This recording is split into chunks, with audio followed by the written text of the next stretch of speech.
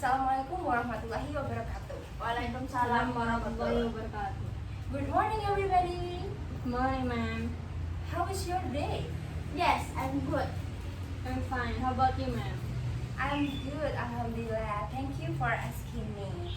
Okay, students, praise and gratitude to Allah Subhanahu wa Ta'ala, because of His grace we can carry out the learning activities this morning. Before we start our learning, let's pray together. Prayer begins. Okay, finish. Before we start our class, let me to take attendance before we start. Please say, "I'm here, ma'am," when I call your name. Okay? Anis Ahdiana, I'm here, ma'am. Arifani Widyasakti. I'm here, ma'am. Okay, everyone is here today. Okay, students, are you ready to study? Yes, I'm good. Oh, come on, guys. Why are you so quiet? Okay, I will repeat again. Students, are you ready to study? Yes, I'm ready. Good job. I like your spirit. Okay, let's begin our lessons now. I have questions. Anyone here who likes swimming? I like, ma'am. Wow, so many of you like swimming. And when we are swimming, we always spend hours in the water, not only just 10 minutes. We usually spend 1 hour, 2 hours in the water of swimming pool, right? And have you ever noticed, when we are in the water too long, our fingertips start to wrinkle? Has anyone experienced that? Like this? Yes. Anyone know why this happened? Maybe because of salt water, ma'am. Anything else? Maybe osmosis, ma'am. Okay, great answer. I will explain it again. Our skin acts as a protector barrier that keeps body fluids and prevent bacteria and virus from entering. However, our skin is not completely waterproof. Outermost layers of our skin is epidermis, and epidermis contains keratin. And keratin is a protein that keeps skin strong and hydrated. When we are swimming, our hands is soaked in the water, and the keratin of the epidermis absorb water and make them swells, or our skins in the fingers a little bit large than before. This happens because water concentrations outside the skin is higher than inside the skin cell. So water move to the dead keratin cells and make them swells like that. So the phenomenon wrinkle finger, we can actually see how substance move in and out of the cell through membrane.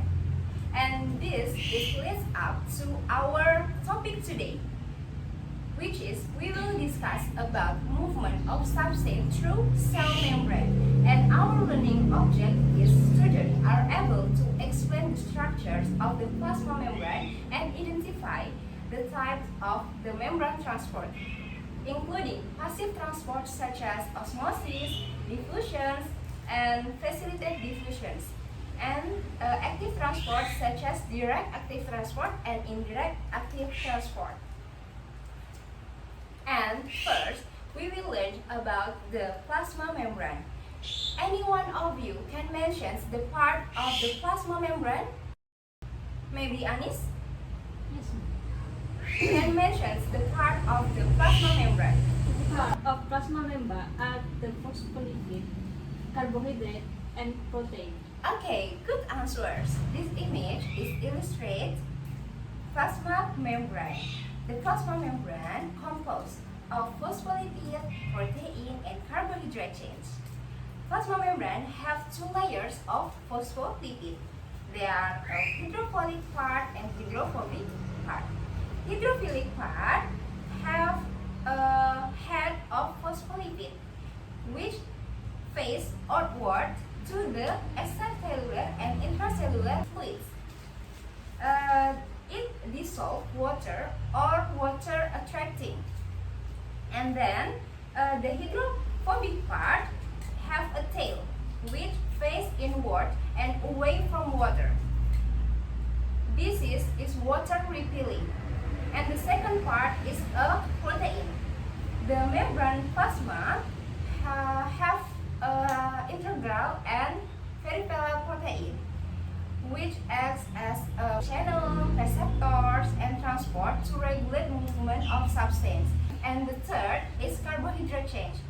The carbohydrate chain which attach in the protein called glycoprotein, and carbohydrate chain which attach in the phospholipid called glycolipids.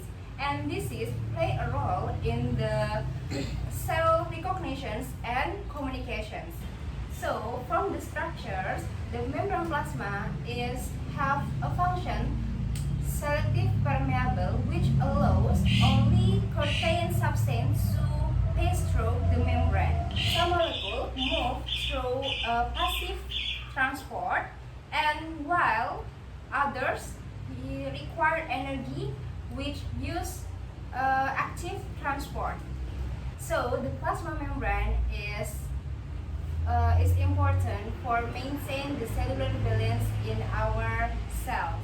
And then there are two main ways of transport molecule or substance in this mechanism. They are active transport and passive transport.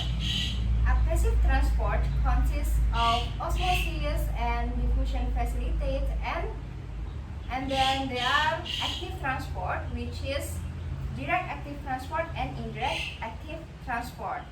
Okay, I think that's all for today.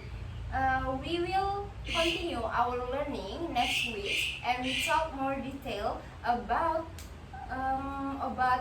active transport and passive transport. Maybe anyone of you have questions for me? Okay, because anyone give me questions, let me to ask you. Any one of you can mention the part of the plasma membrane? Okay, Anis, can you mention? Part of plasma membrane are phospholipid, carbohydrate, and protein. Okay, good answers. I will give you summaries this learning today. The plasma membrane is gatekeeper, which control what enters and exits, and it's made up of phospholipid, carbohydrate chains, and protein. And there are two main ways transport. They are active transport and passive transport. Okay, I think that's all for today. Continuous reviewing and understanding about the plasma membrane and transport mechanisms. Keep learning and stay curious. Okay, this is the end of our learning. Before we end, let's pray together. Prayer begins. Okay, finish. Thank you for your nice attention. See you next week.